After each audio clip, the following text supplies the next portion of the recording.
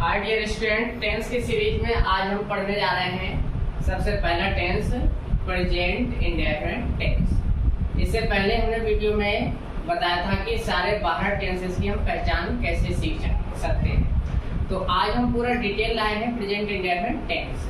Present indefinite tense के वाक्यों को पहले हम पहचानेंगे कैसे। तो देखिए डियर स्टूडेंट्स, पहले ही मैंने बताया कि प्रेजेंट जिस भी टेंस में लगा होगा उसमें है, हूँ, हो शब्द तो होगा ही। साथ ही चूंकि इंडेफिनिट का है तो ता के साथ है जुड़ेगा। तो वाक्यों की पहचान हम कैसे करेंगे? वाक्यों के अंत में ता है, ती है, ते हैं, ता हूँ, ते हो आदि शब्द मिलेंगे। अगर इस टाइप का कोई वाक्य है तो वो होगा प्रेजेंट इंडेफिनिट टेंस का। इसको ट्रांसलेट करने का बेसिक फॉर्मूला, अफर्मेटिव वाक्य को बनाने का फॉर्मूला ये होगा। सबसे पहले हम सब्जेक्ट लगाएंगे, वर्ब की फर्स्ट फॉर्म लगाएंगे और लास्ट में ऑब्जेक्ट। और अगर इसके अतिरिक्त भी कुछ शब्द दिए हैं तो वो ऑब्जेक्ट के बाद लिख दिए जाए।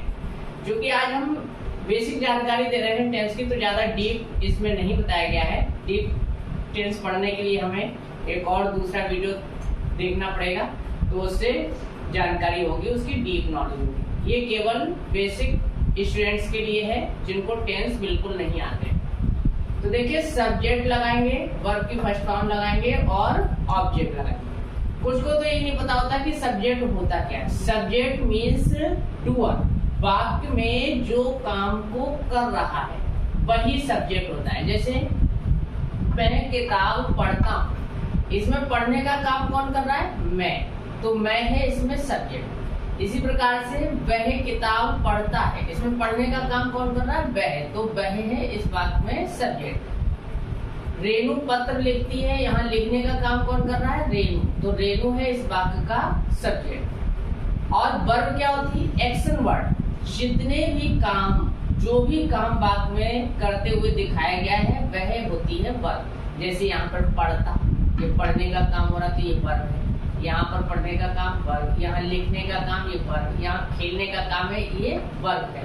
ठीक है। इसके अतिरिक्त जो बचा ये किताब, किताब, पत्र, मैच, ये हो गए वाक्य में ऑब्जेक्ट। तो देखिए यहाँ पर सब्जेक्ट, वर्ब, ऑब्जेक्ट, ये तीन पार्ट्स ऑफ स्पीच की हमें नॉलेज होनी चाहिए कि सब्जेक्ट क्या है, वर्ब क्या है और ऑब्जेक्ट क्या है। तो प्रेजेंट इंडेफिनिट के टेंस को ट्रांसलेट करने का, वाक्य को ट्रांसलेट करने का फॉर्मूला होता है। सबसे पहले सब्जेक्ट लगाएंगे, वर्ब की फर्स्ट फॉर्म लगाएंगे और ऑब्जेक्ट लगाएंगे। लेकिन इसमें देखिए एक नोट भी दिया गया, सिंगुलर सब्जेक्ट। अगर हमारे वाक्य का सब्जेक्ट सिंगुलर है, सिंगुलर मीन्स एक वचन, और एक वचन कौन कौन से होते हैं? ही, सी, इट एंड ऑल नेम्स, या जितने भी नाम है वो सभी क्या होते हैं? सिंगुलर।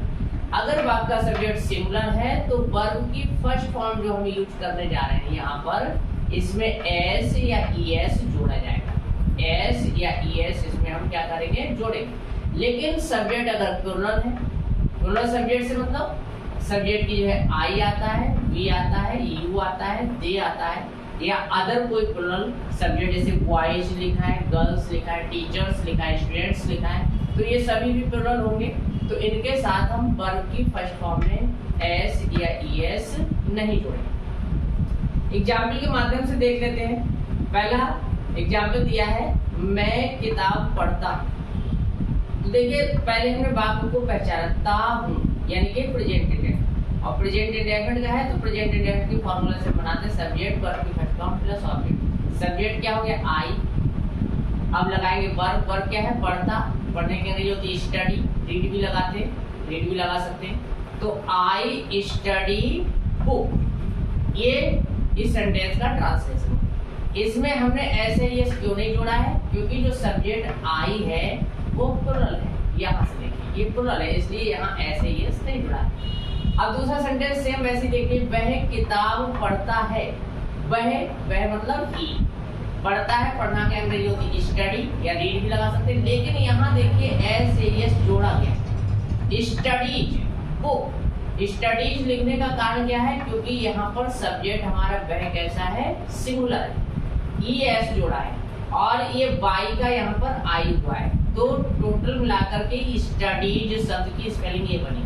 वैसे हमने इसमें ईएस ही जोड़ा है, क्योंकि ईएस या एस ES जब हम जोड़ते हैं तो Y को I में बदल दिया है। नेक्स्ट एग्जाम्पल देखिए, रेनू पत्र लिखती है, सिंगुलर है, रेनू नाम है, तो Renu writes a letter. Writes हमने क्यों लिखा है? क्योंकि रेनू नाम है, नाम सिंगुलर है, सिंगुलर के साथ वर्ब में SES जोड़ दिया जाता है। बच्चे मैच खेलते हैं, सब्जेक्ट यहाँ पर क्या हो गया? चिल्ड्रन। खेलते हैं, खेले के लिए प्ले द मैच, इसमें हमने ऐसे इसको नहीं जोड़ा क्योंकि बच्चा नहीं लिखा है, बच्चे, बच्चे ज्यादा। अगर यहाँ चाइल्ड होता, बच्चा मैच खेलता है, चाइल्ड होता तो हम इसमें प्लेज लिखते हैं। क्योंकि यहाँ बच्चे ज्यादा है तो इस वजह से हमने प्लूरल नंबर होने की वजह से हमने यहाँ पर प्ले लिखा है, प्ले द मैच। तो जितने भी अफर्मेटिव टाइप के सेंटेंस होंगे वो इस रूल से बनेंगे, सब्जेक्ट प्लस वर्ब की फर्स्ट फॉर्म प्लस ऑब्जेक्ट। और ये नोट याद रखना है कि सिंगुलर सब्जेक्ट होगा तो वर्ब में SES जोड़ना है, और प्लूरल सब्जेक्ट होगा तो वर्ब में SES हमें नहीं जोड़ना। अब नेगेटिव बनाने का फॉर्मूला क्या होता है? इसी रूल में हम नॉट ऐड करेंगे, लेकिन देखिए नॉट कभी भी विदाउट हेल्पिंग वर्ब नहीं जोड़ा जा सकता, और हर एक टेंस की अपनी एक पर्टिकुलर हेल्पिंग वर्ब होती है, तो उन हेल्पिंग वर्ब्स की हमें जानकारी होनी चाहिए। सिर्फ प्रेजेंट इंडेफिनिट और पास्ट इंडेफिनिट दो टेंस ऐसे हैं जिनकी अफर्मेटिव में हेल्पिंग वर्ब्स लगभग नहीं यूज होती हैं, और नेगेटिव इंट्रोगेटिव या इंट्रोगेटिव नेगेटिव बनाने समय हमें इनका यूज करना पड़ता है। तो देखिए प्रेजेंट इंडेफिनिट में जो हेल्पिंग वर्ब आती है हमारी डू या डज, तो इसी रूल में देखिए डू या डज के साथ नॉट और बढ़ जाएगा, तो रूल हो जाएगा नेगेटिव बनाने का, सब्जेक्ट डू या डज प्लस नॉट वर्ब की फर्स्ट फॉर्म प्लस ऑब्जेक्ट। अब डू या डज में से हम ये किस ढंग से यूज करेंगे? सिंगुलर सब्जेक्ट के साथ हम डज का प्रयोग करें और प्लूरल सब्जेक्ट के साथ हम डू का यूज करेंगे। ये ध्यान रखने की बात है क्योंकि यहीं से गलतियां होती हैं। सिंगुलर सब्जेक्ट है अगर हमारा तो डज का यूज करेंगे, प्लूरल सब्जेक्ट है तो हम डू का यूज करेंगे, और उसके बाद नॉट लगाएंगे, वर्ब की फर्स्ट फॉर्म आएगी, ऑब्जेक्ट आएगा।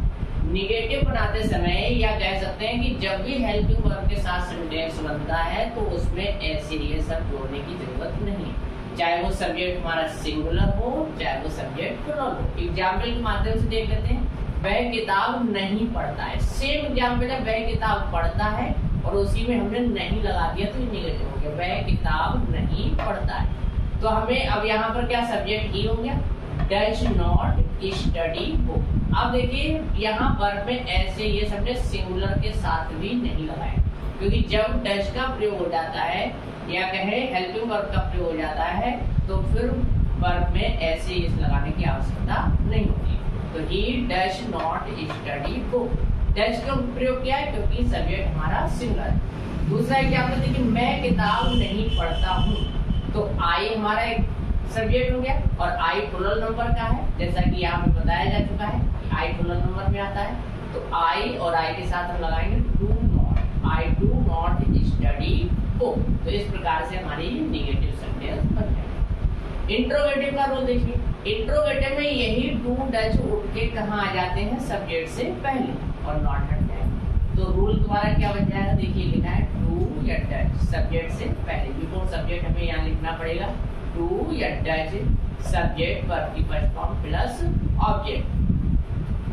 अब सेंटेंस में कोई प्रश्न पूछा जाता है, प्रश्न दो प्रकार से पूछा जाता है, एक तो क्या शुरू में दिया होता है तब प्रश्न क्या से पूछ लिया जाता है, या किसी क्वेश्चन वर्ड से पूछा जाता है। तो क्वेश्चन वर्ड से अगर प्रश्न पूछा जाएगा तो हमें सबसे पहले क्वेश्चन वर्ड लिखना पड़ेगा, और अगर क्या से पूछ लिया गया तो कोई क्वेश्चन वर्ड नहीं लगेगा, केवल हेल्पिंग वर्ब से ही काम चल जाएगा। जैसे लिखा है वह किताब पढ़ता है, तो सब्जेक्ट हमारा हो गया वह किताब पढ़ता है। अगर हम ये क्या को हटा के देखें तो बिल्कुल हमारा सिंपल सेंटेंस अफर्मेटिव की तरह दिखता है, ही स्टडीज बुक, जैसा कि यहाँ पर लिखा है वह किताब पढ़ता है, ही स्टडीज बुक। लेकिन चूंकि क्या लगा है तो इसमें हेल्पिंग वर्ब का यूज करना पड़ेगा डज, ही से पहले आया डज। देखिए जब भी हम हेल्पिंग वर्ब लगाते हैं, चाहे वो सब्जेक्ट के बाद यूज करें चाहे वो सब्जेक्ट से पहले यूज करें, उसका नंबर देखना पड़ता है। ही इस समय सिंगुलर नंबर है इसलिए हमने यहाँ डज का प्रयोग किया है। अगर हम बाद में भी लगाएंगे ही यहाँ सिंगुलर नंबर है तो देखिए यहाँ डज का प्रयोग, चाहे हम सब्जेक्ट के बाद लगा रहे हो, चाहे हम सब्जेक्ट से पहले लगा रहे हो, हमने सब्जेक्ट का नंबर देखना पड़ेगा। तो हमने देखा ये सिंगुलर नंबर, हमने डज लगा दिया। डज क्यों लगाया? क्योंकि sentence interrogative. Does he study book, और क्वेश्चन मार्क भी इंपॉर्टेंट, क्वेश्चन मार्क भी ना है। तो ये सेंटेंस हमारा बनेगा, क्या वह किताब पढ़ता है? Does he study book. दूसरा सेंटेंस देखिए, क्या बच्चे मैच खेलते हैं? तो सब्जेक्ट हमारा है चिल्ड्रन, चिल्ड्रन प्लूरल नंबर है, तो देखिए हमारा do children play the match, question mark. तुम क्या पढ़ते हो? लेकिन यही क्या अगर शुरू होगा तब तो केवल हेल्पिंग वर्ब से काम चल जाएगा, लेकिन यही क्या अगर बाद में आए तो ये क्वेश्चन वर्ड होगा। तुम क्या पढ़ते हो? तुम क्या पढ़ते हो? तो यहाँ पर तुम्हें रिप्लाई देना पड़ेगा कि हम क्या पढ़ते हैं, बताना पड़ेगा। हिस्ट्री पढ़ते हो, मैथ पढ़ते हो, इंग्लिश पढ़ते हो, तो क्या, यानी कि ये क्वेश्चन वर्ड है, तो इसलिए केवल हेल्पिंग वर्ब आगे लगाने से काम नहीं चलेगा। क्या की अंग्रेजी यानी कि व्हाट लगाना पड़ेगा, व्हाट। अब सब्जेक्ट क्या है? तुम, और सब्जेक्ट से पहले helping verb. Helping verb interrogative में सब्जेक्ट से पहले ही आएगी। तो what do you study, what do you study. अगर इस सेंटेंस को तुम लोग ऐसे बना देते हो व्हाट यू डू स्टडी, गलत हो जाएगा सेंटेंस, क्योंकि इंट्रोगेटिव सेंटेंस में हमेशा हेल्पिंग वर्ब सब्जेक्ट के पहले यूज होगी, और वो भी सब्जेक्ट का नंबर और टेंस लेते हुए।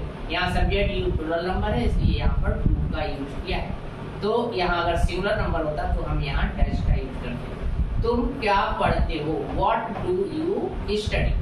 वह कहाँ रहता है? कहाँ, देखिए फिर से क्वेश्चन वर्ड आ गया, तो कहाँ की अंग्रेजी में लगानी पड़ेगी, वेयर डज ही लिव। अब देखिए यहाँ पर डज जो हेल्पिंग वर्ब लगी है वो सब्जेक्ट से पहले, सब्जेक्ट के बाद नहीं लगी, क्योंकि इंट्रोगेटिव में सब्जेक्ट से पहले हेल्पिंग वर्ब आएगी, और इसका नंबर और टेंस देखते हुए। तो देखिए ये सिंगुलर नंबर है तो हमने यहाँ पर डज लगाया, यू प्लूरल नंबर है तो यहाँ पर हमने डू का यूज किया।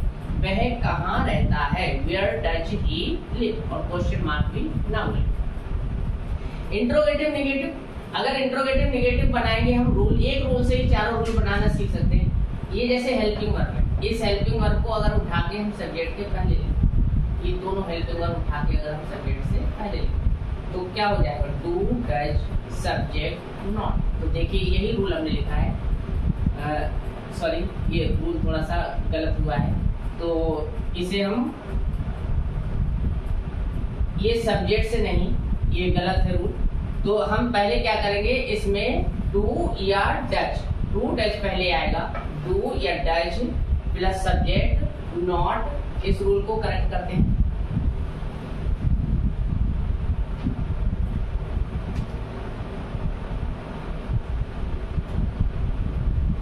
डू या does plus subject plus not plus be first plus object question mark.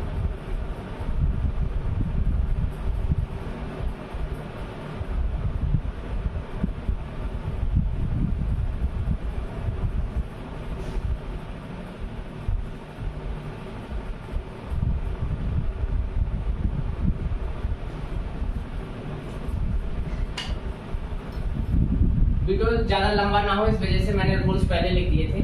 तो देखिए यहाँ पर हेल्पिंग वर्ब पहले आएगी, डू डज प्लस सब्जेक्ट दूसरे नंबर पर, not be first plus object. तो डू डज पहले आ गया, सब्जेक्ट और सब्जेक्ट के बाद नॉट भी ऐड हो गया, तो ये डू डज पहले आने से हो गया इंट्रोगेटिव, नॉट ऐड हो गया तो ये इंट्रोगेटिव नेगेटिव। तो ये फॉर्मूला हो गया तुम्हारा इंट्रोगेटिव नेगेटिव का, do does subject not be first plus object. क्या तुम मुझे नहीं जानते हो? क्या क्या शुरू में आ गया तो डू डज से काम चल जाएगा। क्या डू, तुम की अंग्रेजी हो गई यू, नॉट, क्या तुम मुझे नहीं जानते हो, do you not know me. Rule से मिला सकते हैं, हेल्पिंग वर्ब पहले आना चाहिए तो डू आ गया, दूसरे नंबर पे सब्जेक्ट आना चाहिए, सब्जेक्ट यू आ गया, तीसरे नंबर पे देखिए नॉट दिया है तो नॉट आ गया, वर्ब की फर्स्ट फॉर्म, नो ऑब्जेक्ट मी। क्या तुम मुझे नहीं जानते हो, डू यू नॉट नो मी, और क्वेश्चन मार्क लगाया। मुझे कौन नहीं जानता, अब देखिए कौन, यहाँ पर इंट्रोगेटिव वर्ड आ गया तो आया हु, कौन के लिए क्या हो गया who does not know me. Who वाले सेंटेंस में कोई एक्स्ट्रा सब्जेक्ट नहीं दिया होता है, क्योंकि हु खुद सब्जेक्ट का काम करता है, इंट्रोगेटिव वर्ड का भी काम करता है, तो हमने हु लगाया, who does not. Who does not और वर्ब आ गई नो मी, क्वेश्चन मार्क आएगा लास्ट में, तो हु डज नॉट नो मी, मुझे कौन नहीं जानता है। लेकिन यही सेंटेंस अगर होता है कि मुझे कौन जानता है, तो फिर यहाँ नॉट नहीं आता, और नॉट नहीं आता तो डज की भी कोई जरूरत नहीं होती। तो ये सेंटेंस को हम फिर कैसे ट्रांसलेट करते, हु नोज मी, इसमें एस भी लगता है क्योंकि हु सिंगुलर अगर हम मानते हैं तो हु नोज मी, नॉट नहीं आएगा तो यहाँ डज का भी यूज नहीं होगा, जब डज भी यूज नहीं होगा तो बाद में एस भी यहाँ पर लगेगा, हु नोज मी, मुझे कौन जानता है। अगर ये होता सेंटेंस तो इस ढंग से बनाते, क्योंकि अभी हम मुझे कौन नहीं जानता है तो who does not know me. Thank you for watching this video.